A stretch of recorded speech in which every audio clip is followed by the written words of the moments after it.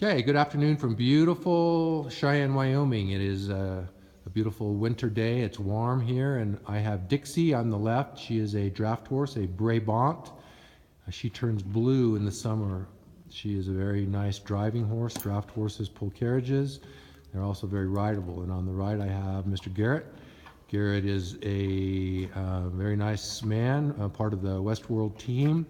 And today we are going to introduce an activity we have, a team building activity between the draft horses and the people. We do not ride these horses. They are rideable, but we are teaching them how to teach us. The horses are very nonverbal. They're herd animals. So Mr. Garrett, what I'd like you to do is I'd like you to point to a couple of pieces there, and if this was a corporation or an organization, what would you say each one of those pieces represented? Okay, first of all, you need to know that I am blind, so I will be touching things more than pointing to them because that's how I see is by touching things. And whenever you are working with a horse, probably most people would think that the bridle would be the most important part of the tack because it tells the head which way to go. But just like in a company, many people think that that the most important part is the person who's telling the business how to go forward. But doesn't matter how well you can tell something, there has to be power.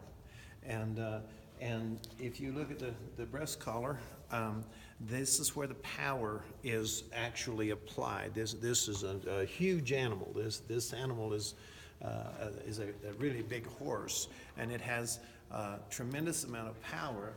But that power is focused right here in this part of the harness, and without this part, without the understanding the power that your team has, and using that power, it doesn't do a lot of good to direct it. And when power is also has to be controlled, it has to be managed. So you have the saddle here that holds this breastband in place, and this saddle refers to the management on your team that would allow the power to be applied, and underneath is the girth, and that girth accomplishes the same thing.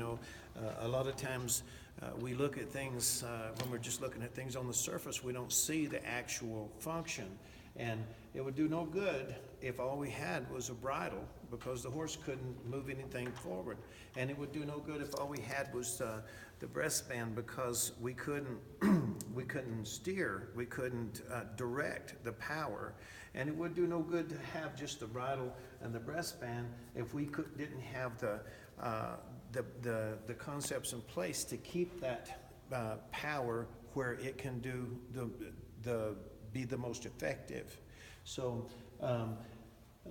that's a sample of the kind of things that we like to share with folks to get them thinking about the potential that they can expand their understanding about their business or their group through the way these horses work. Mr. Garrett, why don't you assign a piece of equipment to what it might represent in an organization or a business or an office or a college or a relationship? What might the girth be? The girth is going to be the person in that organization or relationship who is responsible for keeping the direction the power in the direction of the project. You know, if it's a business situation, you know, you've got a sales force, maybe that's your sales force, you know, that breastband is your sales force, but the girth is the person that's supporting that sales force, or those who are supporting that sales force, and making sure that they can, that they stay in place and that they can do their job. And so that girth is just as important. You know, without the girth, you couldn't have, you couldn't keep your sales force working. And just like the saddle, it is accomplishing the same thing. And if you take any one of these pieces away, then the power for this horse is neutralized. And that's just the way it is in a business situation.